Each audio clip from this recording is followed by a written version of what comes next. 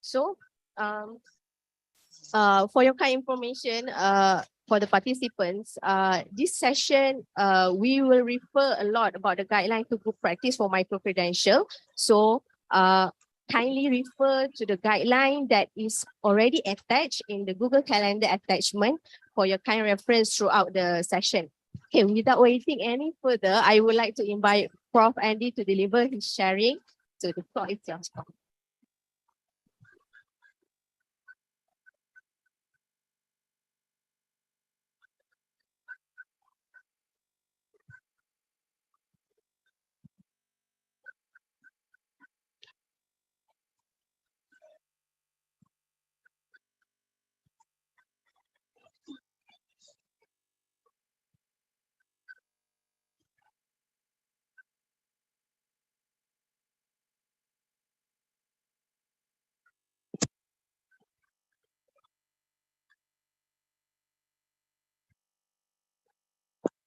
Alright, salam pagi dan salam sejahtera rakan-rakan seperjuangan daripada International Islamic University Malaysia.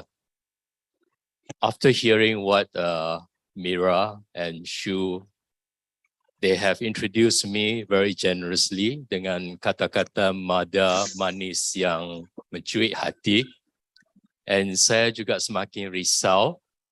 And I'm also feeling a bit panicky inside me because they have set the expectation.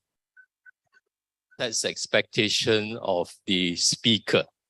You really have to live up to whatever that has been outlined there.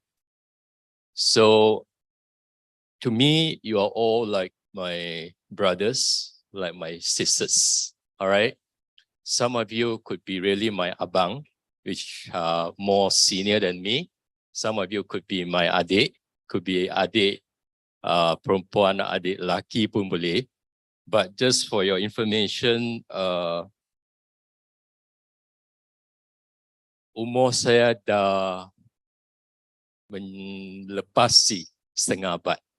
All right, so with that, I hope I do not offend anybody of you, any one of you out there if I were to call you abang or adik. All right. So what we want to do today is to make sure we have a interactive and engaging session. I think what we are doing today is a reverse role that you are playing. Most of the time you will be here standing and engaging with your fellow students. Today, you are playing the role of the students on the other end. So when you're playing the role on the students on the other end, I'm sure you expect this lecturer to carry himself or herself in a very engaging manner. And my expectation to you would be the same as well. Jangan rasa segan, jangan rasa silu, no segan silu here. Break all the barriers of communication, like what Mira has said, call me Andy. Because at the end of the day, when we return to the creator, semua pangkat dan darjat yang ada, tak ada. Kita akan tinggal sebagai Andy Liu sahaja. So in the end, please feel free to call me Andy. I know there is always a respect between you and me. And terlebih dahulu izinkan saya mengendalikan majlis ini dalam adunan bahasa Malaysia dan bahasa Inggeris.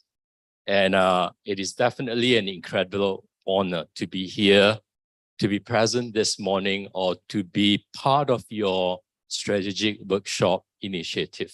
And honestly, to me, I have never come across yet, or maybe there is, which I'm not aware, that IIUM to me is the first university that I know that in fact it is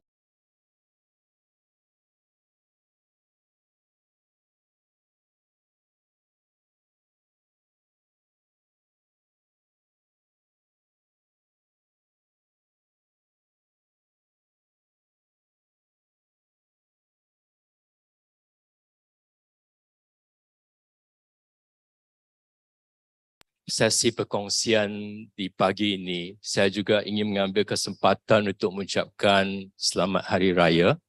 Maaf zahir batin, I know it is still within the bulan Syawal. It will be over probably on the 20th of May. So it is not too late for me. And maaf zahir batin, hips and lots to Professor Mira, Dr. Samsu and Aida, because they have been very tabah sepanjang perjalanan untuk melamar saya to be with you untuk sesi perkongsian ini. I'm so sorry, Mira, for all the hardships that you have to go through. And for that, allow me to offer you serangkap pantun untuk membelai jiwa dan merangsang minda kamu di pagi mulia ini. Cincin di sarung, tanda cinta tak bertepi. Jalinan akad buat senyuman di hati. Bertemu denganmu, permainan semoga tidak. So I hope those of you who are present physically in this August hall, as well as those of you who are in the Pesada Maya, feel free to interject. If there is an opportunity, feel free to interject any point of time to raise any of the questions that you have or you wish to clarify any ambiguity. Now, I would try not to neglect anybody in this hall, but unfortunately, my body is actually looking at this direction. And we do not have this monocular vision that I can go on the side. I have this stereoscopic vision of a human being. So, mohon jangan kecil hati jika saya asyik memandang di tengah di sini, but I will always make sure that you are also being taken care of on the sides. All right. Now, so much for the introduction. Now, my task here today is to share as much experiences and knowledge that I have gathered through the interaction with various stakeholders, including universities, including students, including the regulatory body. And the focus today definitely is on micro-credential. And I just realized there is always this terminology being used in UIA, interchangeably. Maksudnya kadang-kala you guna MOOCs, kadang-kala you guna MC, which is micro-credential. Perhaps my first question to any one of you out there, whether it is in the Persada Maya or physically present in this hall, what is actually the difference or similarity between MOOCs and micro-credential? Why are some people using these two terminology interchangeably? Is there any difference between those two istilah? I'm sorry, I don't have the names who are present this morning, so I really cannot call out your names. The only person that I can call out, I'm making eye contact right now, is abang kita yang pakai songkok.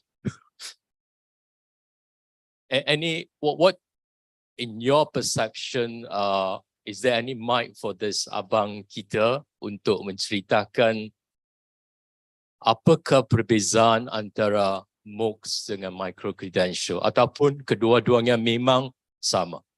Are they really the same or are they really different? Don't worry, it's not about getting a right or wrong answer. It's about sharing of your thoughts. Thank you. My understanding may be a bit limited, but I think the books massively online cost normally is delivered online, but for micro-credentials, not necessarily. All right. Okay, so but for both, I think you need to develop the necessary contents that are suitable for the most effective delivery. Okay. What's your name? Sorry. I'm Abdul Rahman from the Kuliah Fat City. Okay. Hi. I'll call you Raman. Yeah, no problem. Okay. All right. So thank you so much, Raman. We'll want to hear from another younger generation. This table. I'm sorry, I can't be moving around. I think this is the idea of the organizer that want to lock me here because of this mic yang dia punya wire tak begitu panjang untuk saya berulang-alik di pentas ini. Juga untuk adik yang bersongkok.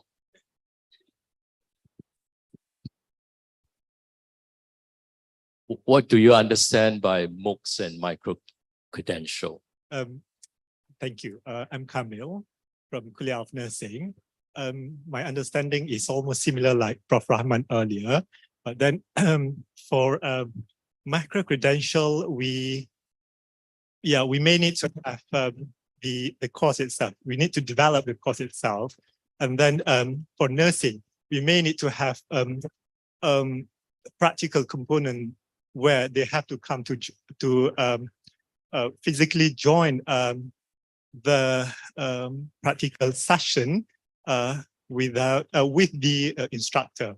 Whereas I think for MOOC, we can deliver it through online by itself. Yeah.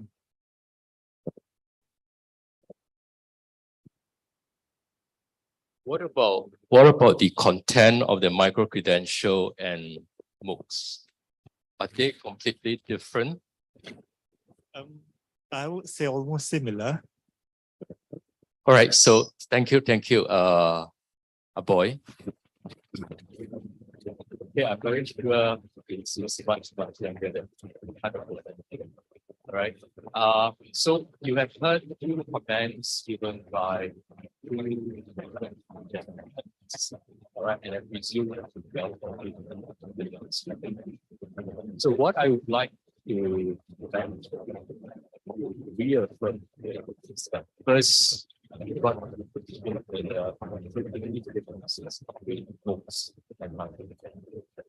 the books itself here acronym for open online courses. Massive here means you can reach to a very large audience, whether it is local or international. And you have seen these MOOCs being offered by providers like Udemy, Coursera. You can imagine that outreach, the reach that they have touched, the lives that they have touched beyond the borders of one continent. All right, so that is what they call massive open online courses, meaning entirely online. Micro-credential itself can be online, can be physical, can be blended. All right, so both of them, the similarity would be they are actually educational resources. They are actually educational resources. Dari segi kesamaan. All right, the perbezaan here would be very largely dependent on the purpose. The purpose of micro-credential is to certify that learning has occurred. A certification. It could be certification of knowledge, certification of skills, certification of competencies. While MOOCs, on the other hand, is not a certification of those attributes that I mentioned. So what you need to do here is that you have to clearly understand when you are looking at offering micro-credentials, you are actually looking at another approach to deliver the knowledge, to deliver the skills, to deliver the competencies to the learner out there. So this is where I also realized that you have asked to answer some survey questions, right? By Pejabat Dr. Samson. And I have looked at some of the answers. And I've looked at some of the points that you raised about when you share. One of the things that I notice is that you always say, how do I incorporate micro-credentials into my academic program? All right. Now, in the past, when you register for an academic program, you will be locked down for 2 years. If it's a part-time for master degree, 3 years for bachelor full-time, and 3 years for a doctorate level. So right now, what MQA has given all of you is the flexibility to unbundle your degree program into small sizes, chunk sizes of micro-credential, bite sizes. So I want you to make sure to now reprogram your frame of thoughts this morning that you can actually now deliver higher degree or higher education to anyone out there, not necessarily asking them to commit to a degree program right from the start. Meaning, if I'm your learner that knock on the door of UIA, you can tell Andy, you don't worry, you don't register for a degree program, but you register for this micro-credential courses that I've unbundled from my degree program. All right. So you must go in with that mindset. You mustn't think whatever that I'm doing as a micro-credential is over and above your tanggung jawab hakiki, which is to monitor the degree program. No, it should be supplementing it. It should be incorporated into the degree program now. All right. So this is why the following slide here, you will see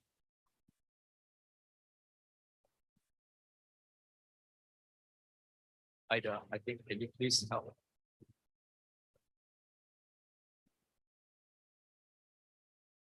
So if you look at the following slide here, this particular slide will tell you not to resist the wave of micro-credential. That means you don't go against it, but you ride on the wave of micro-credential, just like ChatGPT. All right, every one of us here, we know there are many providers out there, AI tools like ChatGPT. ChatGPT is one of them. All right, there are many like Bob, Monica, dan sebagainya. You cannot say, I'm going to punish somebody who uses ChatGPT. All right. You must make sure how you supplement ChatGPT into your delivery teaching learning model. So the same way goes to your micro-credential.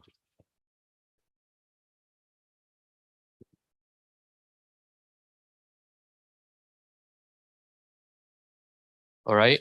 So as I mentioned just now, the first question, the first pertinent question to ask would be, what is micro-credential? So just now, I already briefly shared with you, it is a certification of skills, knowledge, and competencies. That is what micro-credential is all about. Now, before we actually dwell further down into what exactly contributes a good micro-credential, and to appreciate what micro-credential is, perhaps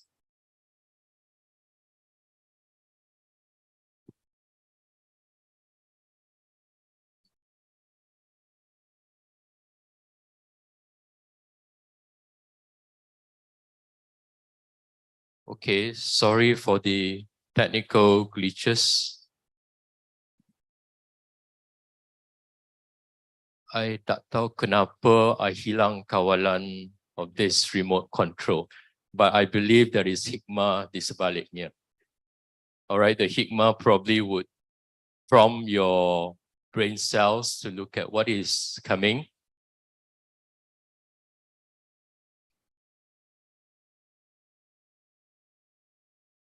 All right, now, first of all, let us go back to the drawing board again. A degree program. Now, in a degree program, you know, when you offer any particular degree, whether it is a bachelor degree, master degree, or doctorate degree, our purpose is for the just in case phenomenon credentialing. Just in case means you are preparing the learners for potential future careers, right? Just in case. So when you do the just in case curriculum, this is where you have a very comprehensive curriculum covering things like university component, core courses, basic major courses, elective courses. So those are the structure of a basic curriculum in a degree. And this is always time-based, very rigid, meaning you have no rooms to actually move and change as and when you like. You'll be probably by semester when you do your course monitoring. So in short,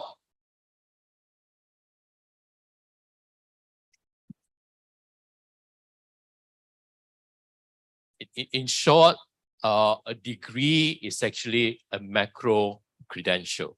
A degree is actually a macro-credential.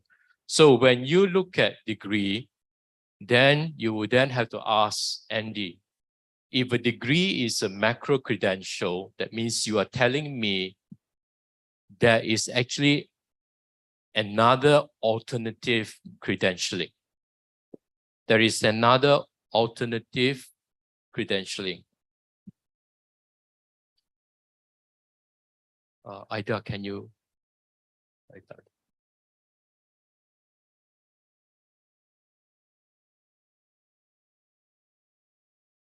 I don't know why the slide is not moving just now, but I believe God is telling something here to all of you. There must be something in your degree program. All right, there must be a hidden message. Okay, it is a divine hand interjecting and telling us there must be something in there. All right. So if you look at this traditional credentialing, which is the macro-credential versus the alternative credentialing.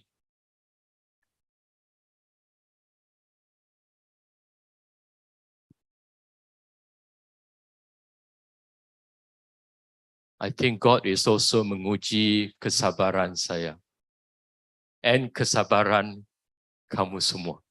All right. So there are many dugaan dan many test trials yang perlu kita lalui even today. All right.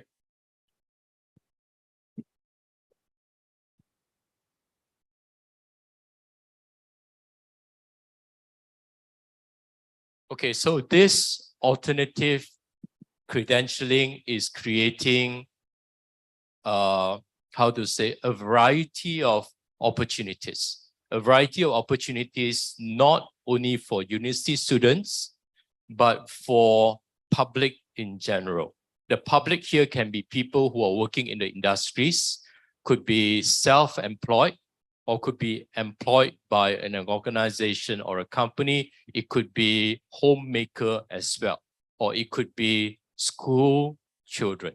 So all these are the different stakeholders of this alternative credentialing.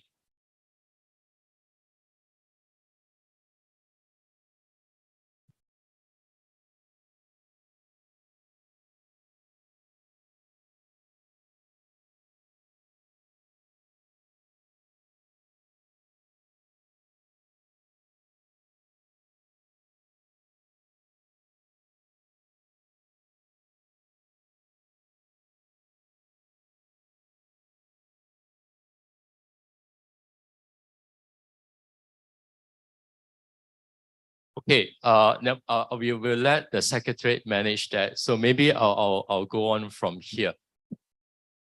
This alternative credentialing here, meaning you are awarding a certification to the learners out there. And I'm very sure under this Dr. Samsu's department, some of you may have offered micro-credential to your students, to your staff, or to your industry partners.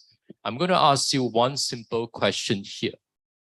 When you offer micro-credential to the stakeholders, what actually do you need?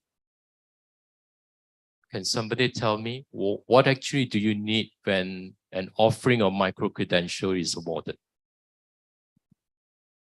What are the resources that you need? The resources would be the teachers, the cikgu, the lecturers to design the content of the micro-credentials, right? And micro-credentials, usually when you design, it should be in bite sizes. Bite sizes. You tak boleh ada satu micro-credential yang almost the same period of a semester system. People would not be interested. So remember I told you about the unbundling of your degree program. Let me take a master degree program. In a master degree program, you have about 12 courses, 12 subjects. So when I want to offer micro-credential, I can break these 12 courses, this degree program of a master degree program into 12 bite sizes. And 12 bite sizes to me is not a good model. People would not be interested. People will say it's too heavy. All right, so you need to break it down further to more mini bite sizes. So when you break it down to mini bite sizes, then you're able to capture the interests of the learners. Of course, the learner will ask. The first question is, this micro-credential that is offered by UIA, does it benefit me? Does it help me in the reskilling, upskilling of my work if I'm a working adult? If the answer is a no, then your micro-credential will not do well. Remember, this is not MOOCs. This is a course that you offer for certification of knowledge, skills, or competencies. So my first advice to you is, whenever you want to offer micro-credential, number one, you can work with your industry partners. Your industry will tell you your companies that you have signed MOU with. The company will tell you, UIA, I need to train my people on communication skills. I need to train my people on sales and services management. Let's say you sign an MOU with Perodua. Definitely they want those skills. So you go into those content under the degree program. It can be one degree program or it can be multiple degree programs. Draw the content out. All right? So this is where you have to collaborate with industries. And of course, secondly, you have to see what is the strategic plan of the Higher Education Ministry, Ministry of Higher Education. What is the plan of the Ministry of Education? What are the skills, competencies that they are looking to enhance in the learner?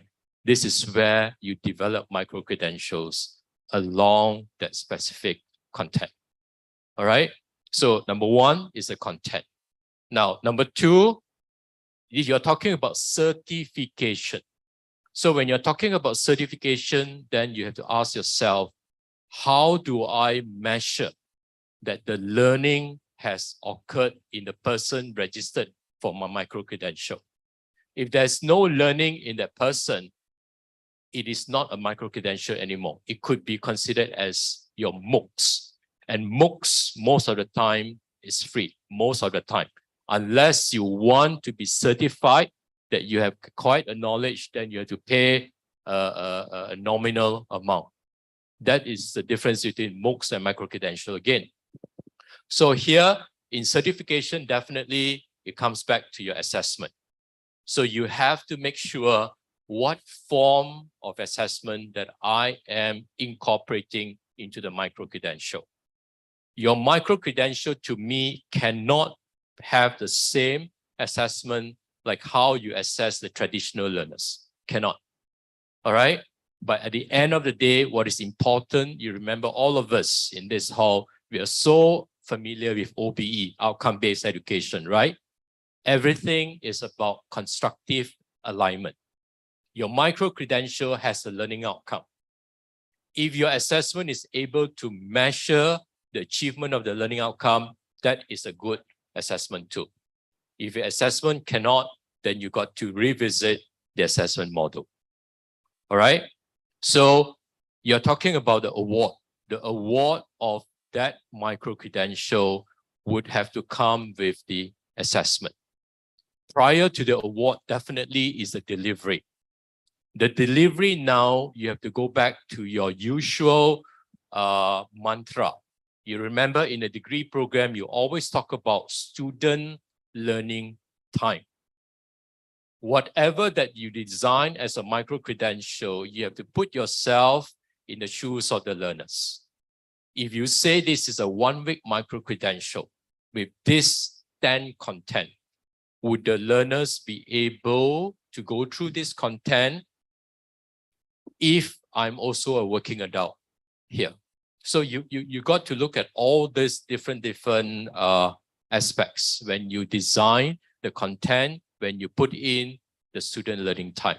So to me, when you want to design a good micro-credential, you must be able to agihkan masa yang diperlukan untuk pembelajaran content 1, 2, 3. So that would serve as a guide to that learner who registered for your micro-credential. Okay? You have to be very careful. If you do not have this proper guide, the retention rate of people registering for your micro-credential will be very, very low. You akan nampak attrition rate-nya amat tinggi. Kecicirannya tinggi. Until they will say, I would not come back to UIA for any micro-credential anymore. Number one, because the content is too heavy, there is no support, there is no proper guide, they would not come back to you. You have to be very careful. When you want to launch your micro-credential, let's say you have not launched in your kuliah, look at those aspects. All right, student support services is very, very important, especially when you're doing micro-credential. This is almost the same like running an ODL course, not ODL program. ODL course, independent learning, is me, Andy Liu. Most of the time, I would do the independent learning. You would only come in to guide me for certain hours of tutorial or engagement in the forum, correct? Most of the time, it will be me on my own. So if you want me to learn on my own, all the materials that you are putting up in your online learning platform must help me to learn on my own. You must give me enough resources, all right? If you have offered an ODL program, one of the major characteristics in any learning materials in ODL, it must embed a teacher in that material. Embed a teacher in that material means when Andy Liu reads the material posted by Mira in the learning platform, when I read the material, it is like Mira talking to me. In the absence of Mira, the material is talking to me. That means it goes this direction, this. It is not this. All right? If it's this, it doesn't work because you didn't give me an opportunity to go back to that direction. So meaning when you do micro-credential, there is always self-activity as well. And the self-activity is to pace the learning of the students. And from the self-activity, I will know whether I acquire the knowledge that you want me to acquire or not. All right, so those are the things that you got to embed it in your micro-credential. That means the micro-credential is written in a conversational writing style, whatever materials that you give. All right, it must be written in a conversational writing style. Maybe the guide, you will tell me, dear learners, for the first content, for the first topic, this is what you ought to do. This is what you will achieve at the end of the course. This is what I call conversational writing style. Okay, so you talk about content, you talk about delivery, you talk about assessment. All right, now the fourth one. The fourth one is where are you going to hold the information of what I have done? I've completed one micro-credential, first micro-credential. Where are you going to deposit this information in? And of course, all of you have heard about digital badge, right? Digital certification. The digital badge means it's like a credentialing where it's like a transcript, it's like a scroll that has all the metadata.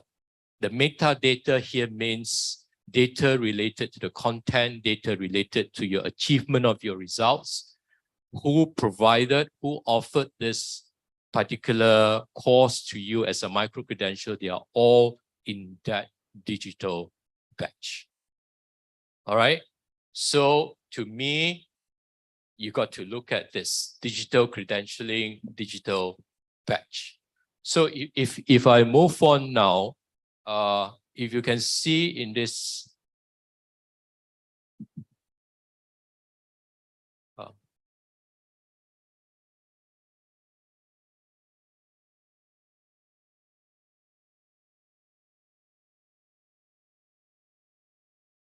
okay, now this is what I've just described just now for the past 3 to 5 minutes. Micro-credential is a demonstration of your competency, validated by, definitely in this case would be UIA. And the recognition that you're going to give is definitely the digital badge. Ida, please next. This is digital badge that I mentioned just now. It is a digital file containing all the relevant metadata. Next.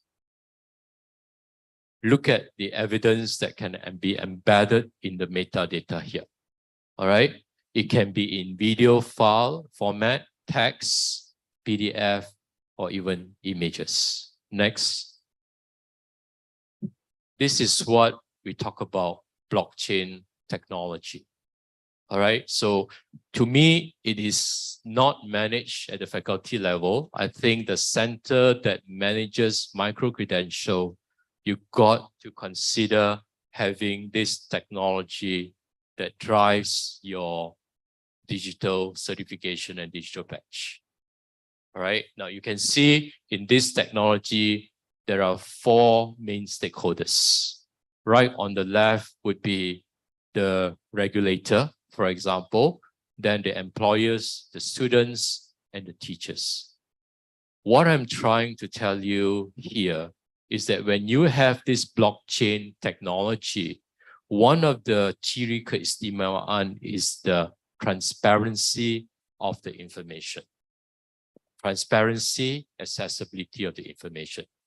Any one of them out there can actually access your profile, can actually access your digital file. All right. And when I can access this, Andy Liu can also have it ported into different areas. That means the portability across the different platform. It could be TikTok, it could be Facebook, it could be Instagram, LinkedIn, or whatever it is. All of them can cut across. Okay. And any question up to this point? Any question? So remember, all this is important because you need these different interested parties to verify and authenticate that you have acquired the learning. For all you know, in future, the HR of UIA, when you get new candidates for interview, the candidates will tell HR, please go into this particular site to view all my digital badges or digital credential. All right, so from there, they don't even need to submit all the hard copies through email or whatever mode that you're thinking of. So this one is part of the digitalization process. And you can also use blockchain technology for personalized learning.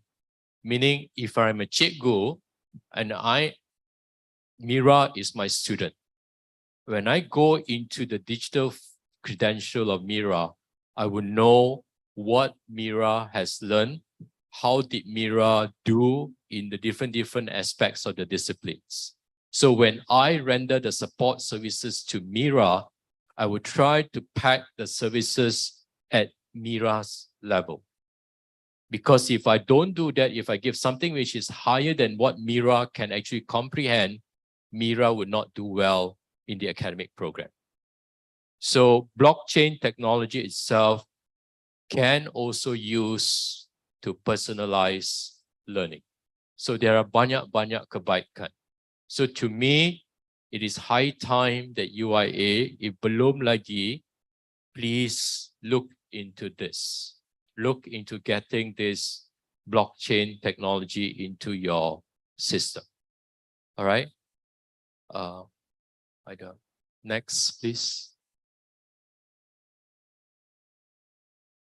Okay, now the other thing that you need to understand, that was just a brief introduction of what, how, and the expectations of a micro-credential.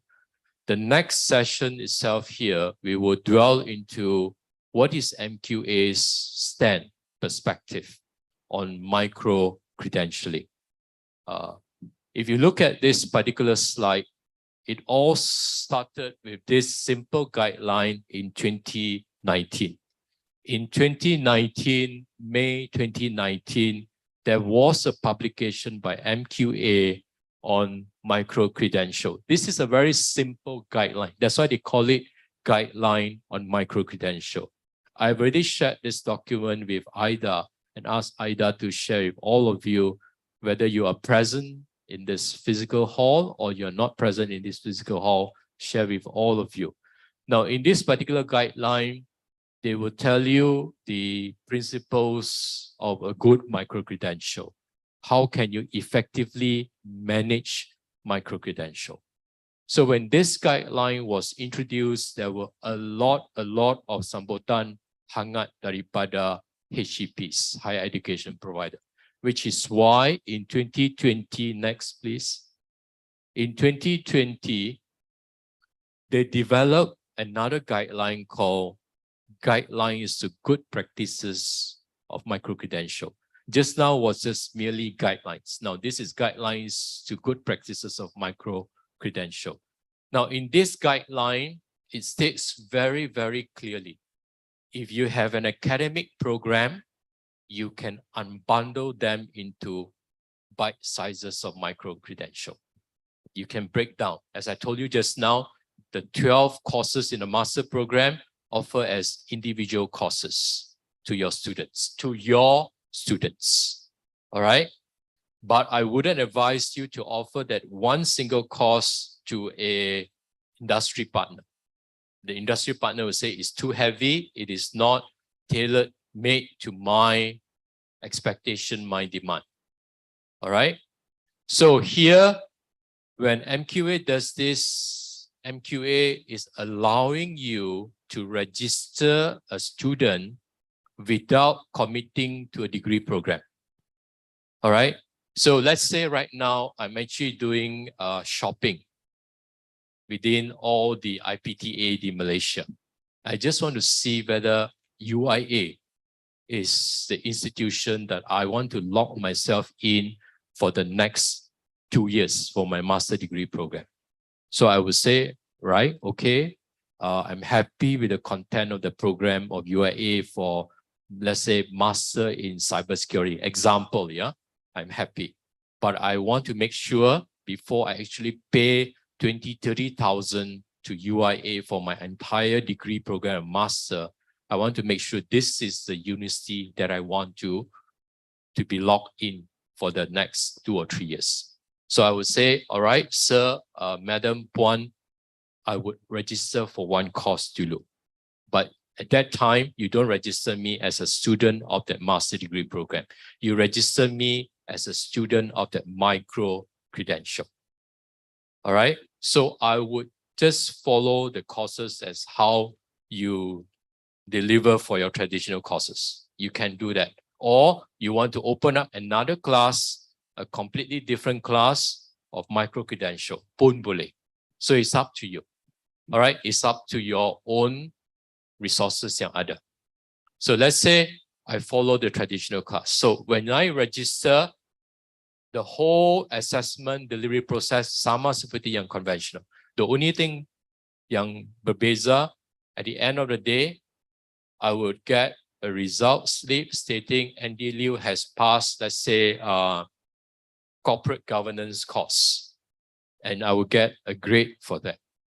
So that is the unbundling of the degree program as a single micro-credential. So I would say, oh, very good. I will try another micro-credential from UIA. So the next semester, I register for another micro-credential. So another micro-credential in my hand. That means dalam basket saya dah ada 2 micro-credential. Then in the 3rd semester, I would say, wow, good. I like all the content, the support services, the staff are very engaging, very committed. I go to registry and say, saya nak daftar sebagai pelajar for this MBA program. Then you have to see whether I fulfill the entry requirement or not, right? So what you do now is you transfer all this micro-credential yang saya telah ambil in the past 2 semesters into the actual degree program. So when you transfer, you are transferring my credits, number one. You are transferring my grades. You must remember that. You transfer two things into my future degree program with UIA. Transfer grades, transfer credits. You only do that when it is your own micro-credential, because you will know the quality of the whole micro-credential. That's why you transfer the grades and the credit all together. All right? Now, when I'm telling you this, I'm also telling you that MQA allows Andy Liu to do 100% micro-credential of your MBA program. That means I can do, if you have 12 courses, all these 12 courses I register as micro-credential. I didn't commit to your MBA program at all. Until at the very end, then I say, oh, I'll come to the faculty kuliah and say, I've collected all your 12 courses in the MBA. Here you go. Can you consider an award of MBA for me? Then you will see whether the 12 courses that I chosen are relevant to the MBA program.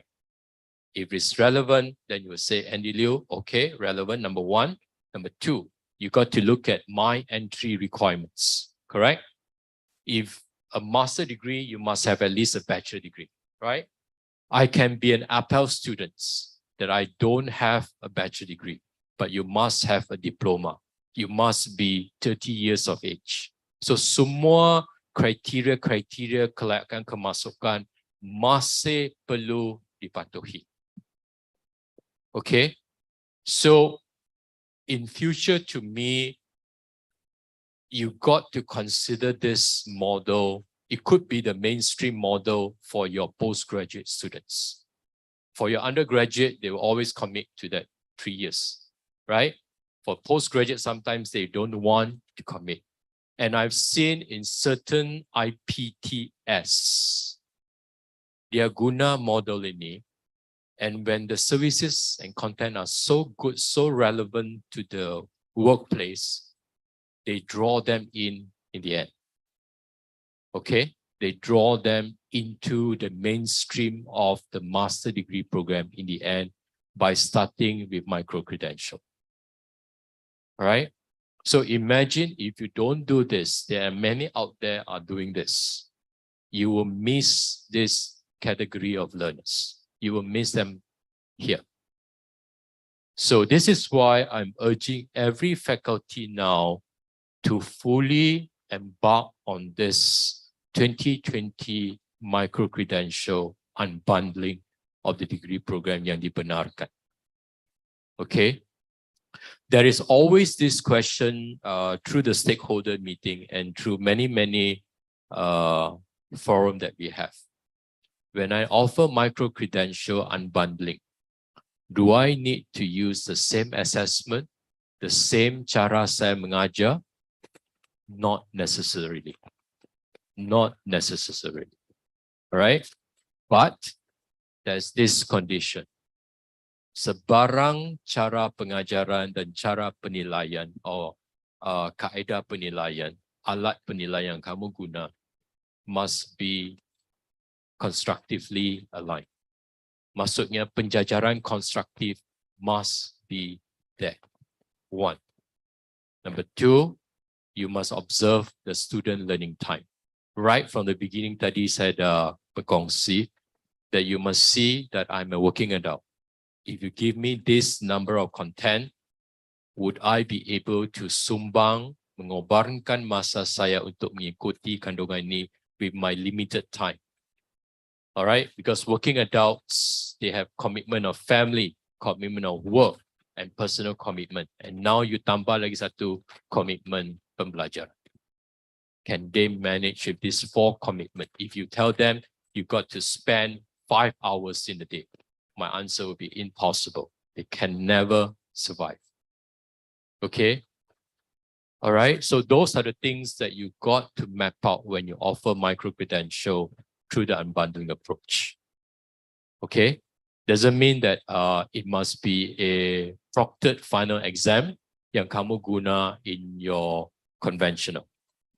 In micro-credential, it could be a case study, it could be a presentation, it could be a viva, it could be an interview yang kamu guna sebagai kaedah penilaian. Alright? Any question?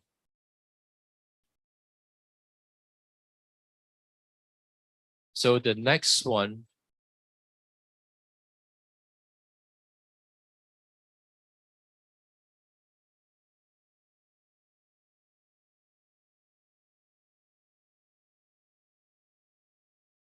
okay, so as I have mentioned just now, I've shared these two documents with Ida, and I urge her to share it with all of you.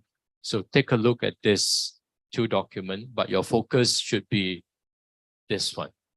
Now, yes, Sir Raman. I need.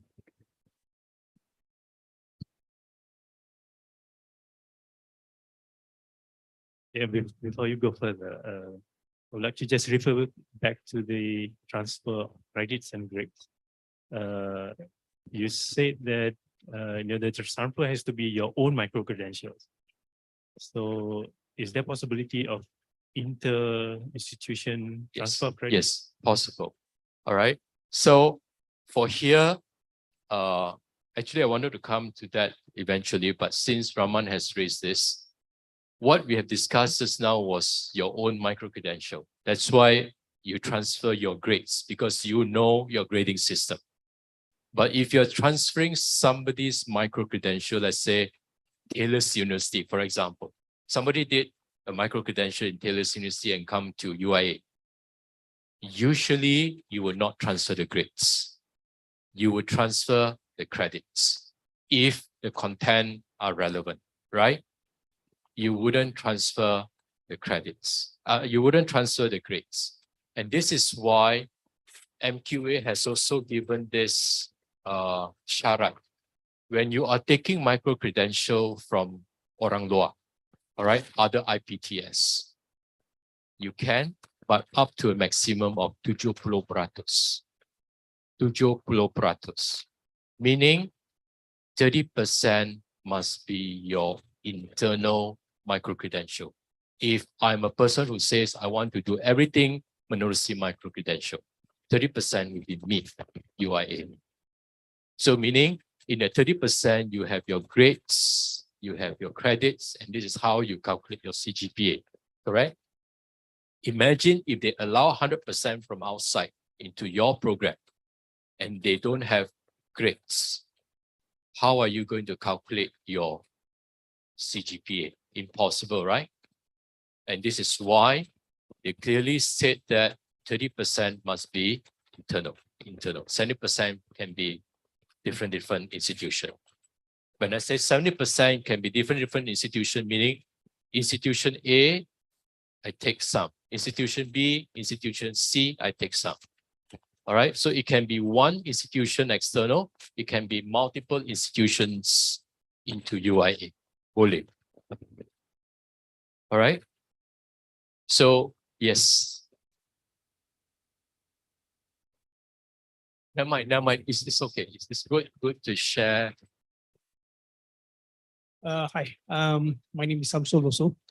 I just want to clarify or a little bit of understanding so that I can relate. First question, I got two questions actually. First question is that what is the current reaction from the market with micro-credential? Mean to say, how would potential employers see future employees without having degrees, they have micro-credential? Yes. So is that your first question? That's my first Okay. question. So I'll answer your first question here. From the needs analysis and from the engagement we do with the industries, they welcome this idea more than commitment to a degree program. Because to them, when I do micro-credential, my first thing is I want to see whether it is helping me to upskill my workforce or not. Or I want a group of my workforce to be reskilled. That means it is upskilling and reskilling, either or both. If you're able to do this on my workforce, you will be indirectly increasing the productivity of my company, right? So my answer would be a yes. Definitely a yes. Yes, that is probably referring to the current workforce you have. What about the upcoming ones? You know, The like upcoming the ones, then they will ask you, is your micro-credential preparing my workforce for what is coming in future? For example, another aspect would be AI. Another aspect would be data analytics, machine learning. Are you preparing my workforce for that? Then I will be interested in. So that is why when you design a micro-credential, you kena lihat whether this one fulfill the needs of the current and the future. And people will tell you what I expect of the current and why I expect of the future. And you can even tell them, if this is a current that you want, you tell the company director, whoever it is, sir, I think the future is heading towards that direction.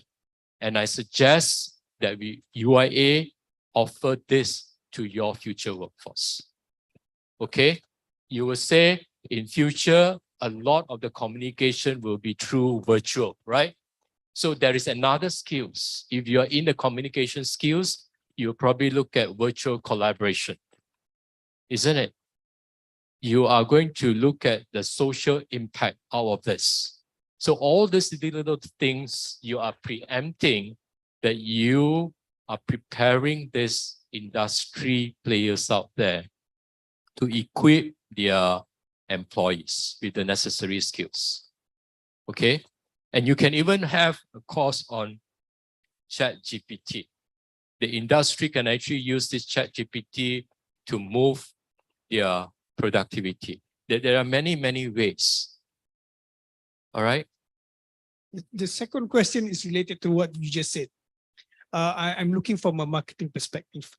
when you look at when we want to market certain new products coming from this university, obviously, partly it is because of the brand name. Maybe IUM carries the good brand name.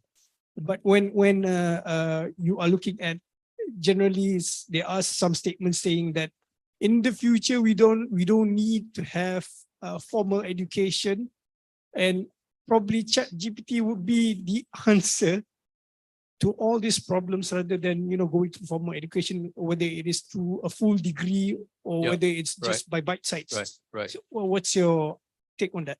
Okay, I think to me the greatest effect that ChatGPT will have, let's say industry, will be I don't need any more consultant.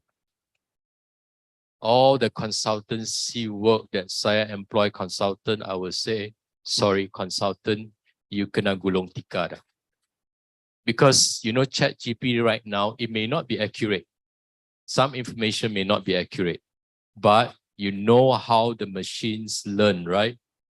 The more and more information they dapat from everywhere, the more intelligent he will become or she will become. Okay? So you have to now think ahead of time. If this is going to displace my workforce, what is it that you want to impart the micro-credential skills, the content of the micro-credential skills into the company that I'm working with?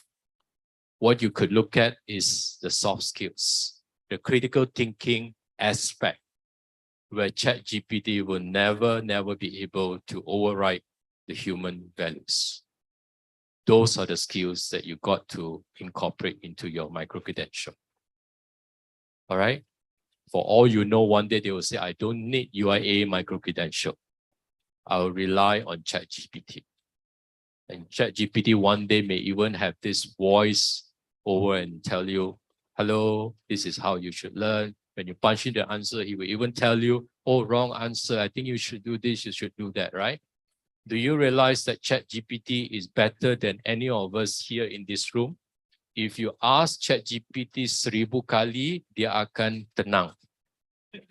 You ask any one of this cikgu-cikgu, 10 kali if I knock on your door, cikgu kenapa ni A ya? Kena keluar masuk cikgu, kenapa you cakap macam tu? Keluar lagi, masuk lagi. Cikgu, I don't quite understand. You tengok macam mana pengaliran darah kamu dalam jantung. Akan terusik for sure. Okay, walaupun betapa tinggi iman kita, akan terusik. But if you are able to control, your keimanan semakin mencapai tahap kayangan. Okay, so all these are the little things that you have to see. How is this machines are going to displace us if we don't fikir on the respective angle yang betul. Alright, okay. Whatever that you do, my advice is this: when you do a micro-credential, ask yourself this 4 or 3 questions. How do I create? How do I manage? How do I expand? Okay, and how do I sustain? If you're able to answer this, that means your micro-credential is quite safe, right?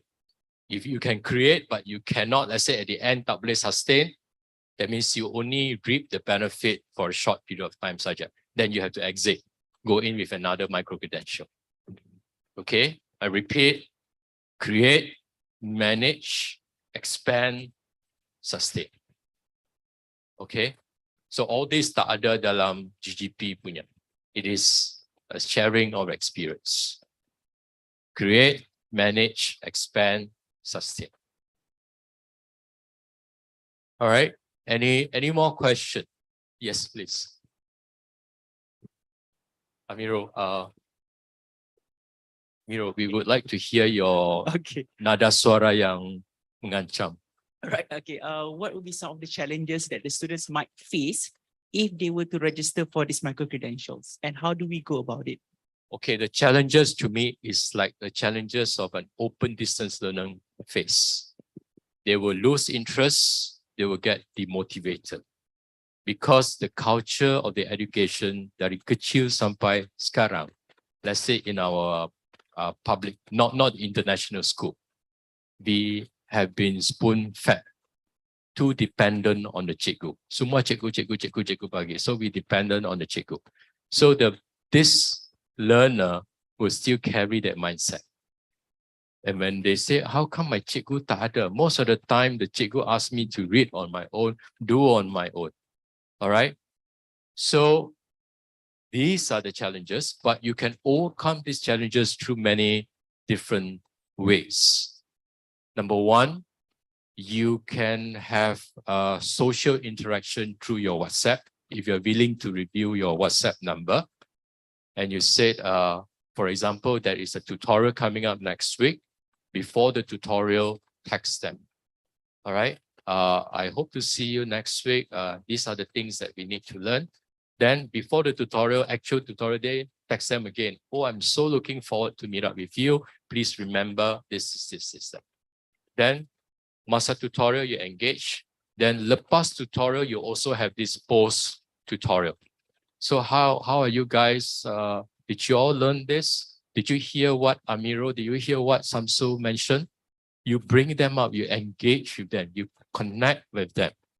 Okay? When you connect, engage with them, when you call them out by name, then they will appreciate, oh, you are actually treating me as an insan Tuhan or whatever that is. You appreciate my existence. Human being is like this. When you appreciate my existence, I would feel motivated. All right? And you must guide me. If you find that I'm very weak in this area, you must guide me.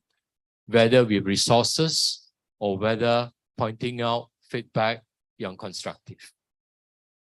So to me, the greatest challenge is they will hilang minat, they will leave your micro-credential. Okay? So to me, it's a regular monitoring, regular review of your processes. What you do this semester, you have to review what went wrong, what was good. If it is good, you have to map it out onto the other courses. If it's not good, immediately chop and redo the entire thing. Okay? Any question? But the other one, the other skills to me, the other challenge to me is how well your cikgu is with all the online tools. How well your cikgu is with all the online tools. How well your cikgu can engage with the pelajar is another one. So the soft skills as well as the skills, online skills. Itu juga akan menjadi the critical success factor.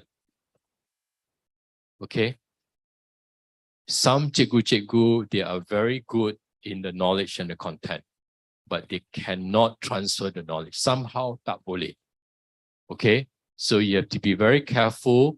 Whoever that you identify to do micro-credentialing, you must not start with this category of people. Okay? If you start with this category of cikgu, then the challenges will be even higher. All right? Any question? Any more question? Now, this is to pay tributes to those who were part of the team members. I think some of the team members, their pangkat has changed, the institution pun dah berlaku, ada yang dah bersara. Okay?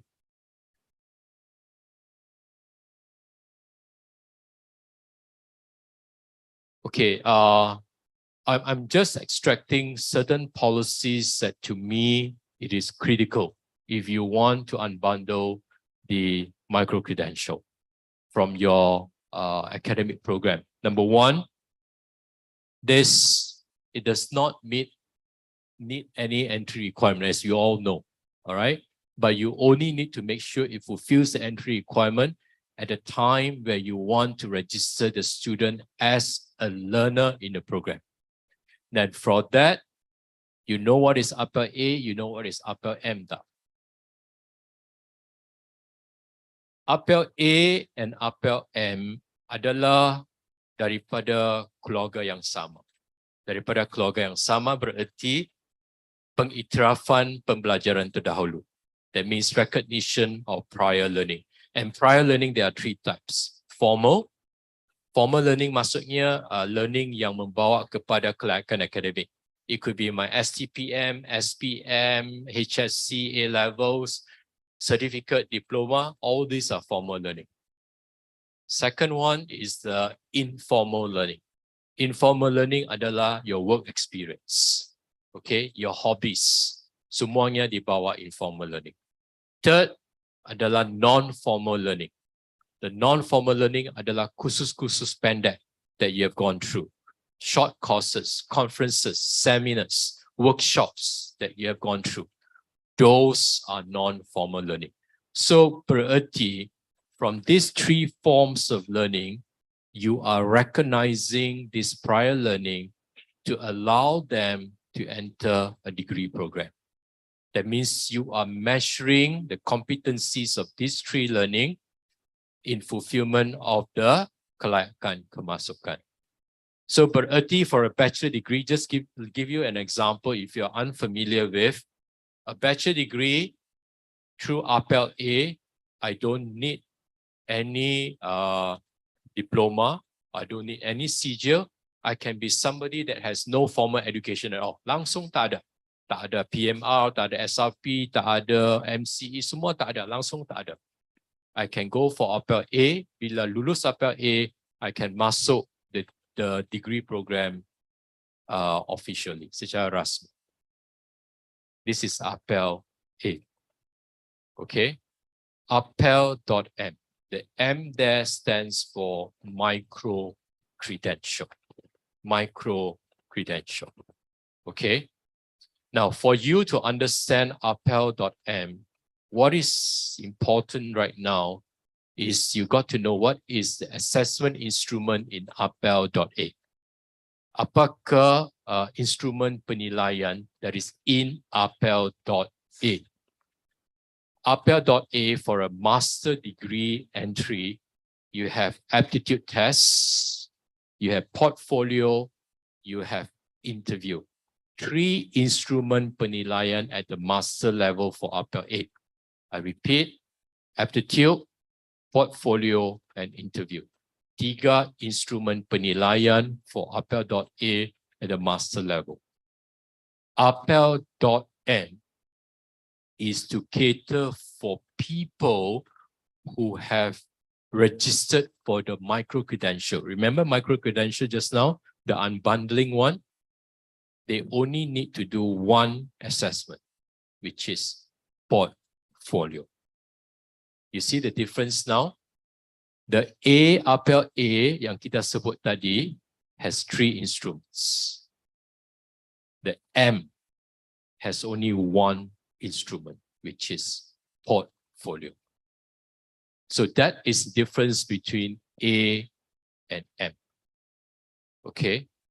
Now, under the GGP micro-credential, you would then ask Andy, when do I use A?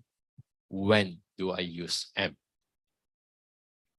I give you one example. You may ask me a question, Andy, Mira has taken 20% of the master degree program through micro-credential, 20%.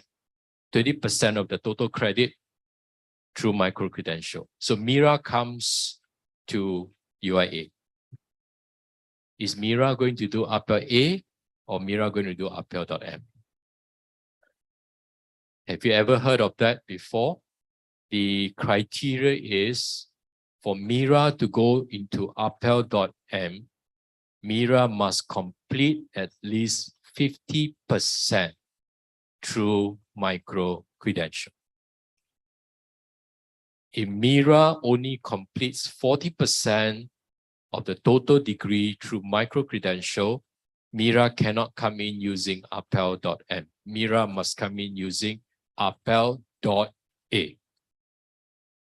That is the criteria yang membezakan A dengan M. Tapi kedua-duanya is to help people without any formal learning to come into any degree program. Whether it is certificate, diploma, bachelor, master, or doctorate. Okay? Even now, doctorate, you can go into PhD, research-based, fully research, PhD mixed mode, PhD coursework-based. Boleh juga guna APEL.A, APEL.M dah. Okay?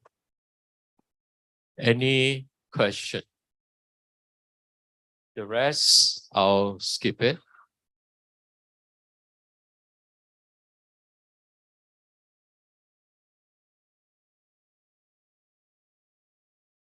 Okay. This is another policy that you got to understand. When you look at the GGP micro-credential, definitely you akan menggaru kepala. Kenapa 19, you have 18 plus 1? You look at, let's say look at this. Bachelor. Look at bachelor, you have 2 types of entry, yeah? You have 2 types of entry in the bachelor degree program. Satu, the regular entry requirement. Maksudnya, you masuk menggunakan diploma or HSC or A-level. This one, you masuk melalui APEL.A or APEL.M. In APEL for bachelor degree level, you mesti mencapai sekurang-kurangnya 21 years of age. When you enter, you must be at least 21. You know why I plus 3? Because the bachelor degree is 3 years. So 21 plus 3 is 24.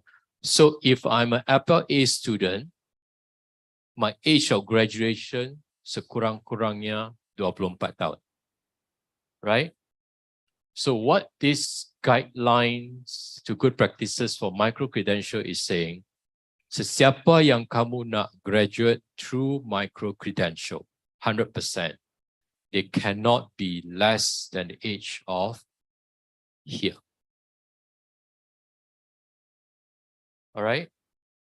They cannot graduate if they are not 24. They must be at least more than 24. You know why?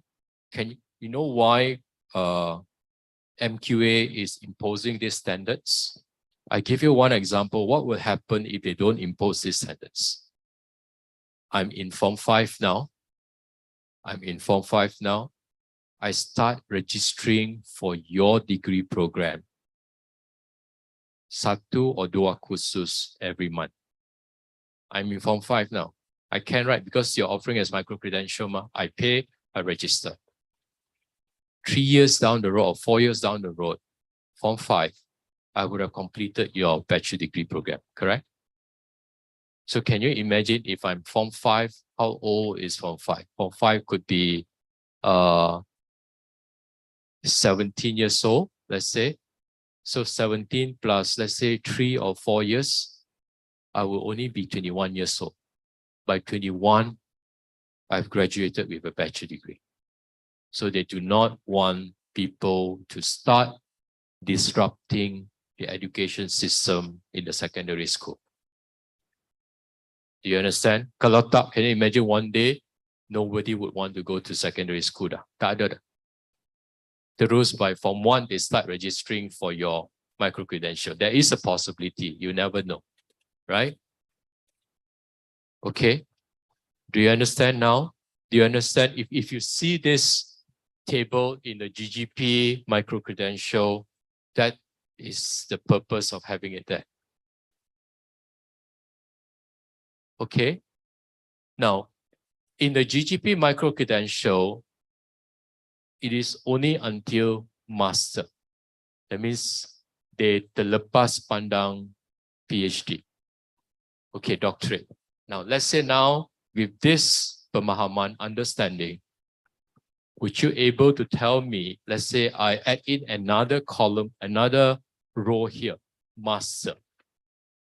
Master on current, master on APPEL-A, APPEL.M. Tell me what is the age of the current PhD graduate. What is the nominal age of a current PhD doctorate graduate? Anyone? 20? No, yang masuk selepas master agaknya. Yang masuk selepas master.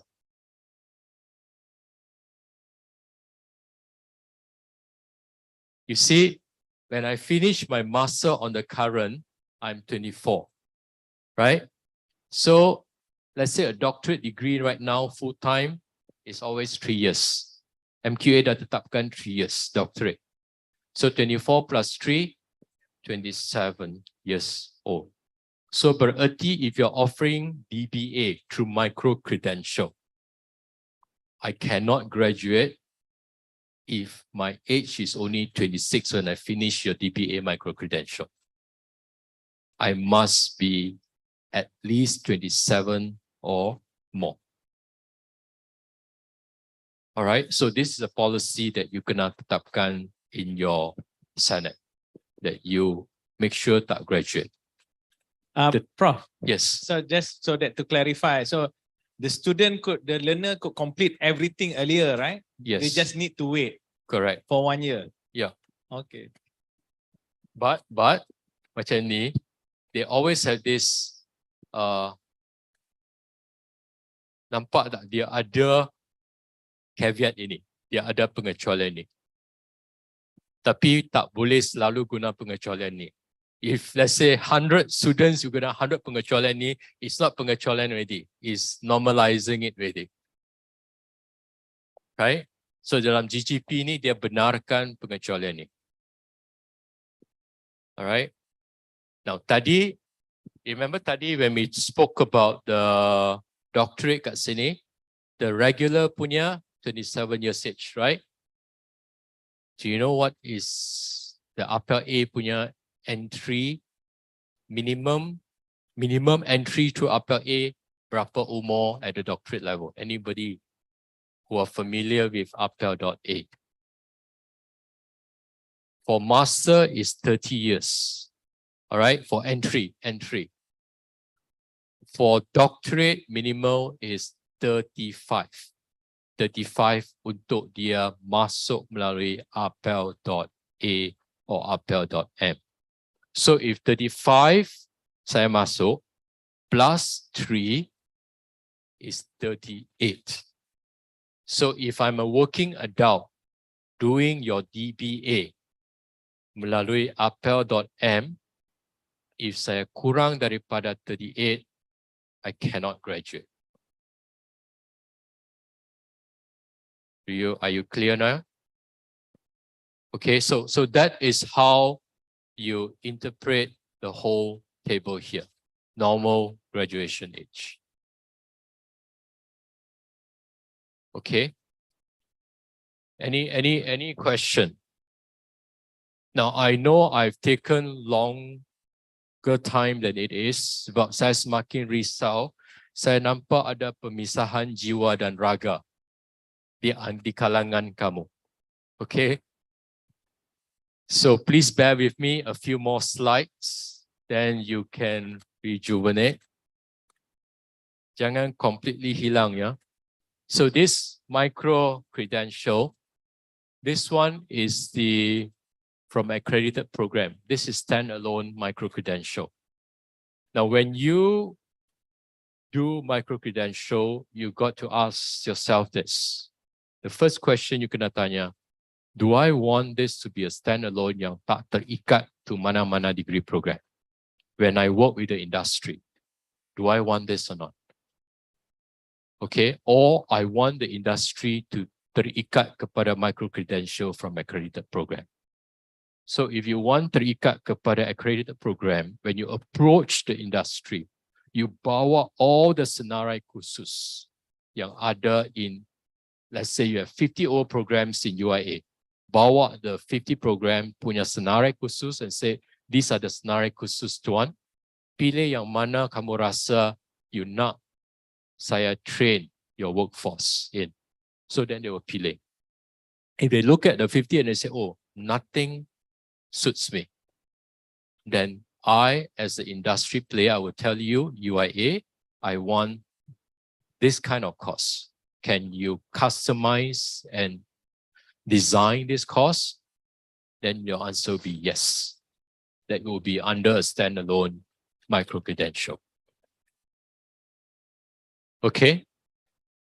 All right? Now, when you are doing this, you got to report in the MQA portal, because this is the MQA portal of micro-credentials of the unbundling. I need you to just look at it. As of May 2023, you have 12,450 micro-credentials. How many of UIA1 is in this number? 10, 1, 2, 3. Kalau belum, pastikan kamu sumbang kepada angka ni secepat mungkin sebelum Pak Rektor bertanyakan kabar MC di MQA portal. Alright, so can you imagine how many people have actually run into MC dah? Dah banyak dah. Okay, it's not too late if you have not gone into it full bloom. Not too late. There is still a lot rooms to move. Okay, alright. Nasib tangga tu tak jatuh on shoe. Okay. Now, the next one, okay, I'm not sure whether you can see this diagram very, very clearly. This is a diagram created by MQA. You look at this HEP. HEP is higher education provider, the blue color one. Then you have HEP-A, HEP-B, then the awarding HEP-C. Now, Katakan awarding HEPC adalah UIA. So this is where we are telling you I can take 40 credits, MC1, MC2 from HEPA, then another one, MC1, MC3, 4 from HEPB. Then dia masuk melalui pemindahan kredit secara horizontal. So in the end, this purple block is the block that dia kena buat the micro-credential UIA. This is the unbundling one. This is the same way. You see, I can take from A, B, and another provider and transfer it into your UIA. These are 3. Just now was 2. This one, do you see the freestanding micro-credential? Pun boleh transfer credit into your program. You heard of Appel C? If you have Appel C in UIA, then you are going to transfer this credit into the degree program through Appel C. You heard of transferring of credits through MOOCs, credit transfer guideline through MOOCs. There is also this guideline in MQA, which means you can then transfer, you see, nano degree, open credential, micro award, batches, semuanya you transfer into UIA. Bisa diurus, Pak. Okay. Any question? Hello. Okay. I have one that sent through the Zoom. So, hello. Okay. Hello. Okay. This links to the pre slides that you have. Do micro university rankings like currently having an international ranking, like for example, number 1 is Harvard Uni for university ranking. So it's like asking for MC from Harvard. Does Harvard or Oxford or all those things use do MC, and whether it could be transferred in that sense, I think. Okay, so when we look at transferring of MC into the academic program, it goes back to the credit transfer policy. One of the major policy in the credit transfer is always about content mapping, right? If the content mapping matches 80%, number 1, then you cross the first hurdle. Whether it is from Harvard, from NUS, from Universitas Terbuka Indonesia, tak menjadi masalah. Any institution, all right? Content mapping. Second, of course, the credit value. Meaning it should be equated to 1 credit, 2 credits, or 3 credits, depending on the student learning time there. Okay? Then third, of course, is the grading. To establish that the grading is at least C ke atas. So those are the things that you kena lihat when you do the transferring of credits. It's not about whether you are ranked number 1, number 2, number 3 under the Setara or mana-mana kind of ranking or Times Higher Education ranking. Okay? Or QS ranking. Tak menjadi masalah. All right? Any more question on this? So this is just a summary of what we have done in the past almost 2 hours. You have to ask yourself, what is a micro-credential? Micro-credential is a digital certification. MOOCs is more likely like a digital badge. When you complete, you have this digital badge, most likely Magento. Then how are you going to do it? Many ways. You can do it online, as Raman said. You can do it online. You can do it physical, depending on the discipline of your micro-credential. Then by all of you, by anyone else with this is your digital badge, or you don't want digital badge, you can even issue paper certification if you not. All right. Then sebagai, whether it is an accredited, unbundling of the accredited or a standalone. So it's entirely up to you. Okay.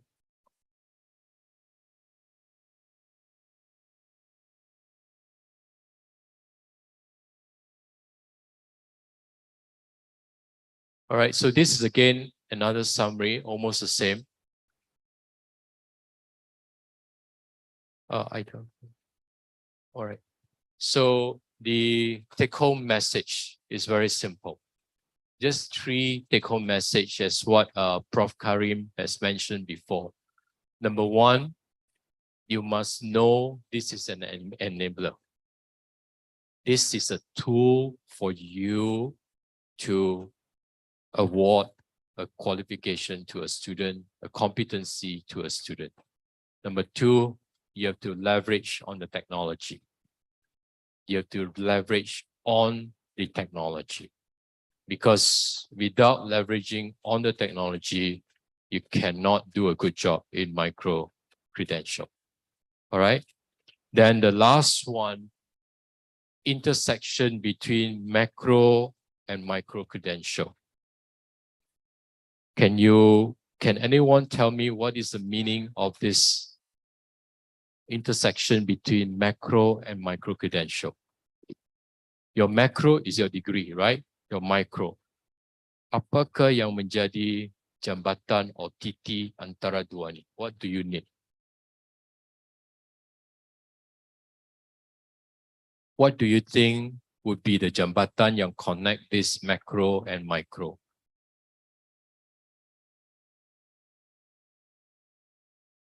To me, it is how you masukkan the element of flexibility. Flexibility dari segi pengiktirafan pembelajaran. Whether you are taking it as micro-credential, I can iktiraf and masuk into your degree program, macro, right? And micro can be unbundling, can be standalone micro. That's why you iktiraf, you masuk ke dalam your macro. That is a bridge. The second one is apa kata, stackable credentials.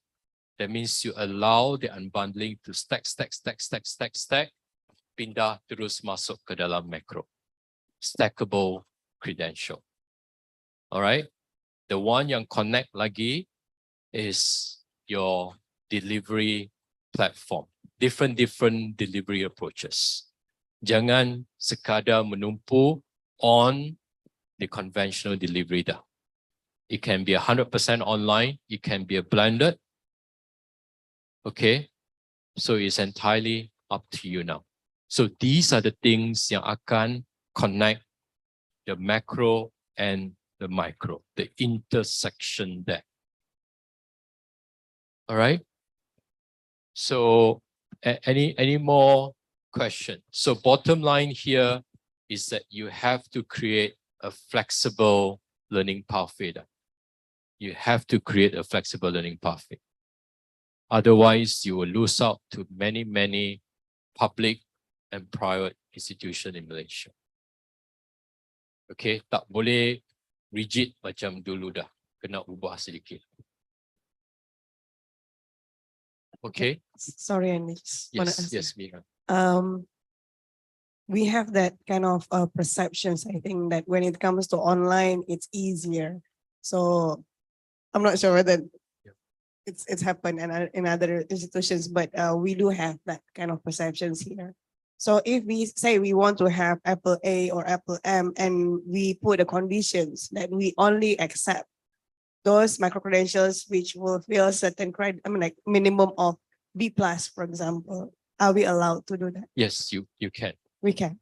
You Oh. can impose higher standards than what is allowed by MQA. Okay, so it's not obliged that we No, have to take No, the grades. no, it's not obliged. Okay. But you have to be mindful. If you start imposing that higher standards, then people will say, wow, if I can do it there, then why should I come to UIA, right? You may say, Andy, when I'm doing this, I'm actually setting a high quality of my graduates. The quality of my graduates, I want it to be higher. To me, you can set it by looking at different mechanisms. You can set it by saying for them to exit my system. My gateway punya penilaian is very, very rigid and rigorous. Okay. So you have to be very careful as to how, yes, you want to maintain higher standards, but I'm not asking you to dilute your standards. I'm asking you to sometimes, maybe you say, I want to make sure that it's minimum standards. Lepas itu bila dia masuk, I nak train dia and bring dia up to the standard yang saya nak. Sebelum dia exit. Okay. Of course, if you say Harvard, Stanford, they will say, I want this high standard sebelum I take you in. Because they have the bargaining power. They have the bargaining power, they have the demand, they have the volume. But whether do we have it here or not? If you have, by all means. All right. So you cannot be careful, because every time we impose certain policies, we cannot lihat what is the implication. Sometimes the implication tak berlaku sekarang. It could be 1 or 2 years down the road, you feel the implication coming back to you. All right. Anyone else? Any more questions? Any more questions? Any more questions? Okay. Wait. I saw in your slide earlier there was Apple Q. Q. Yeah, so what does that got to do with micro-credential? Okay. The apel Q is, I think, is the ibu kepada segala apel. Whether it is A, C, or M, to me, it is the ibu. With all due respect to the ayah juga, yeah. So when we mention ibu, it's like a representation of the parent. Now, the Q here means I recognize the 3 forms of learning: formal, informal, non-formal. So when I recognize this, I assess you guna 4 instrumen sahaja: portfolio, challenge test, field and validation visit, dengan capstone. These 4 instrumen sahaja. So for any program yang saya nak mohon untuk apel Q, I cuma go through this 4 process. Let's say, for example, your MBA part-time is 2 years, right? So I come to Rahman and say, Rahman, these are my 20 years of experience. Evaluate saya melalui 4 instrumen ini. So when I go to you, then you will say, Andy, after doing a self-assessment, Andy, I think you are not up to the mark of me assessing you for apel Q yet. Andy, I want you to do a few micro-credential of mine. All right. So when I start doing some micro-credential, then I acquire the skills lebih. So this is where you bawa ini into the apel Q and assess in the portfolio. That is the purpose of why micro-credential is in apel Q, because of the portfolio assessment. Portfolio assessment, salah satu penilaian yang akan dia tumpukan is the skills, knowledge, and competency from micro-credential. All right. So any more question? Nampaknya kebanyakan soalan ataupun semua soalan majority daripada jejaka except Mira. What about the others, bunga-bunga yang berputik, yang berkembang dalam this hall? Any question from you? Kakak, adik-adik perempuan kat sini or di pesada maya? Ataupun tengah mencerna fakta-fakta yang dikongsi. Anyway, if you still have questions after this, feel free to engage and ask. We'll be here until this afternoon. All right. So If there's no more question, thank you so much. Mohon maaf sekiranya terdapat sebarang ketelanjuran kata-kata atau tindakan yang telah menghiris sanubari kamu. Alright, so thank you so much.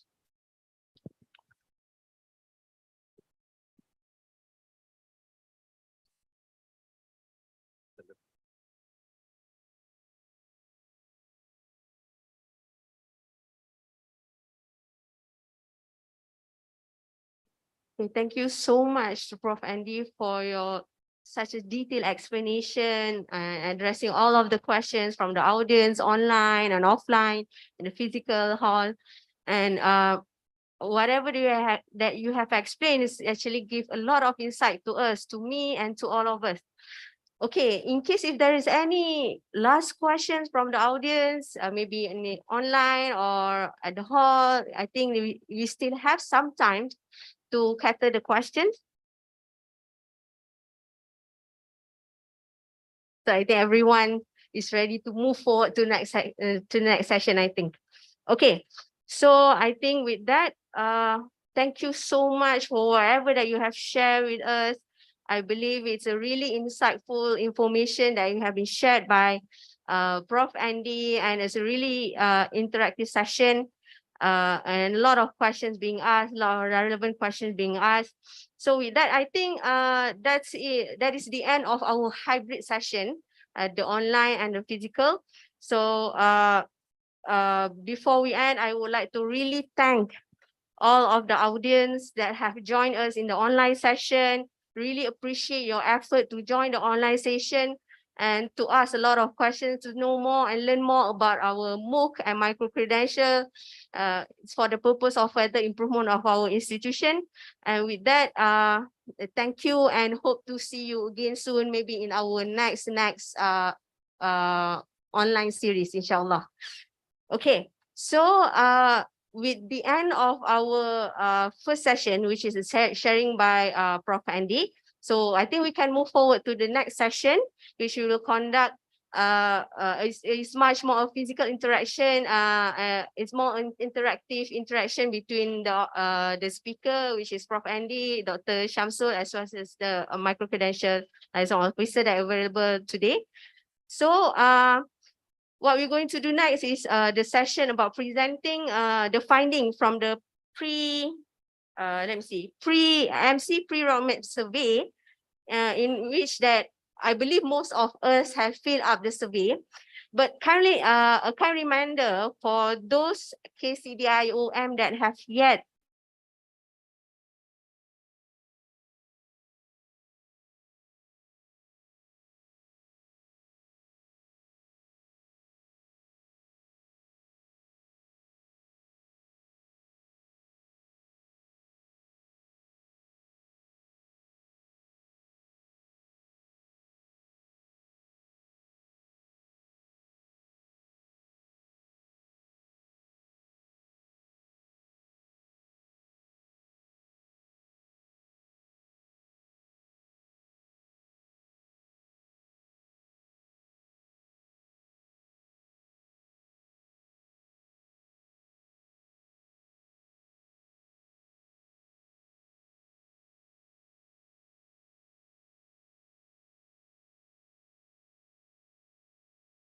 in the development of a micro-credential based on the finding from this survey. So the floor is yours, Dr. Shamsul.